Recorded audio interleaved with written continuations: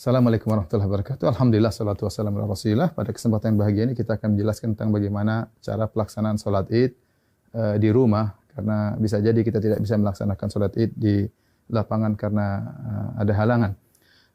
Para ulama, jumhur ulama berpendapat bahwasanya dibolehkan sholat id di rumah bagi orang yang tidak bisa menghadiri sholat id di lapangan. Sebagaimana diriwayatkan Imam Al-Bukhari rahimahullahu taala bahwasanya Anas bin Malik radhiyallahu taala anhu pernah sholat di rumahnya, fajama'a ahlahu wa banihi, maka dia kumpulkan istrinya dan anak-anaknya, kemudian dia menyuruh budaknya untuk menjadi imam.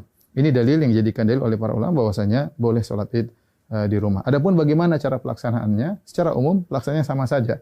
Tidak ada bedanya kita sholat id di rumah dengan sholat id di lapangan. Bedanya kalau di rumah kita tidak melaksanakan khutbah, itu saja. Baik, saya ingatkan kembali bagaimana cara pelaksanaan sholat id. Sebelum sholat id kita disunahkan untuk mandi, ya. Yaitu mandi tersebut kita kerjakan setelah terbit fajar agar kita mandi di hari Id, ya. Setelah itu kita disunnahkan juga untuk makan korma dalam jumlah witir, ya, mau 3, mau 5, mau 7, karena itu sunnah Nabi SAW. Kenapa kita dianjurkan makan korma? Untuk menunjukkan bahwasanya hari tersebut adalah hari Al-Fitr. Al-Fitr secara bahasa artinya berbuka. Idul Fitri artinya hari berbuka, artinya kita sudah tidak puasa lagi. Maka kita tunjukkan bahwasanya kita berbuka. Sebagaimana kita berpuasa karena Allah, kita berbuka juga karena Allah, dan Nabi SAW segera menunjukkan berbukanya tersebut. Kalau tidak ada korma, maka sebenarnya Allah mengatakan boleh makan yang manis-manis. Kemudian setelah itu kita sholat id. Adapun sholat id, maka waktunya dimulai dari waktu syuruk, yaitu sekitar 15 menit setelah sunrise, setelah terbit matahari. Dan berakhir kata para ulama sebelum waktu zawal, yaitu sekitar 15 menit atau 10 menit sebelum azan zuhur. Di antara itu kita boleh melaksanakan sholat id. Tapi yang terbaik kita sholat id di awal waktu, di pagi hari. Adapun pelaksanaannya, maka kita bertakbir rakaat pertama 7 kali, rakaat kedua 5 kali takbir. Nah, ada khilaf di kalangan para ulama tentang 7 takbir ini. Apakah 7 takbir tersebut termasuk takbiratul ihram ataukah takbiratul ihram tidak dihitung, ya? Takbiratul ihram tidak dihitung. Ini pendapat Imam Syafi'i rahimahullahu taala dalam kitabnya Al-Um, bahwasanya takbiratul ihram tidak dihitung. Jadi bagaimana caranya? Kita bertakbir dulu, Allahu Akbar. Ini takbiratul ihram. Kemudian kita baca doa istiftah. Setelah kita baca doa istiftah, baru kita bertakbir 7 yang disebut dengan takbirat zawaid, takbir tambahan. Kita takbir Allahu Akbar. Allahu Akbar. Nah, apakah di antara takbir ini ada doa khusus? Tidak ada dalil ya, dari Nabi sallallahu alaihi wasallam.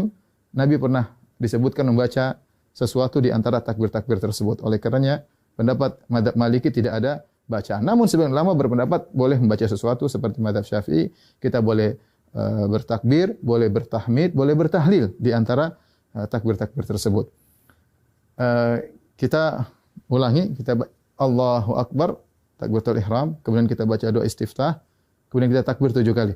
Allahu Akbar 1, Allahu Akbar 2, ya, Allahu Akbar 3. Antara takbir satu dengan yang lainnya kita ada jeda sedikit, apalagi kalau kita jadi imam, agar makmum di belakang bisa mengikuti kita. Kita lanjutkan Allahu Akbar 4, Allahu Akbar 5, Allahu Akbar 6, Allahu Akbar 7.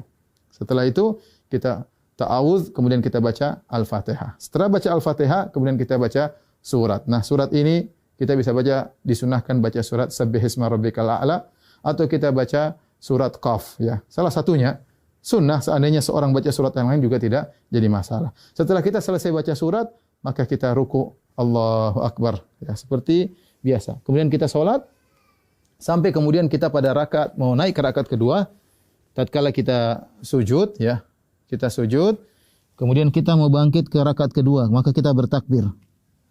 Allahu Akbar. Ya. Nah, takbir dari sujud menuju ke rakaat kedua namanya takbir al-intiqal. Yaitu takbir perpindahan dari satu rukun ke rukun berikutnya, dan itu tidak dihitung, tidak dihitung. Nah, rakaat kedua kita bertakbir 5 kali. Takbir tadi enggak dihitung, kemudian kita takbir lagi. Allahu Akbar. 1, Allahu Akbar. 2, Allahu Akbar. 3, Allahu Akbar. 4, Allahu Akbar. 5. Kemudian kita baca Al-Fatihah dengan jahar.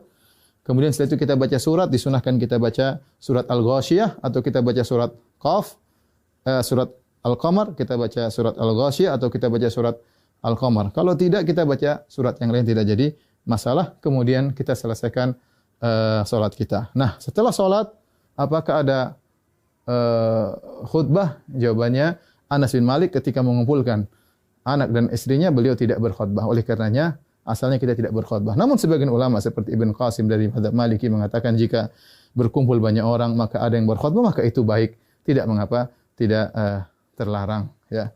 Demikian tata cara singkat ini, semoga bermanfaat bagi kaum muslimin. Semoga Allah menerima ibadah kita. Wabillahi taufik. Assalamualaikum warahmatullahi wabarakatuh.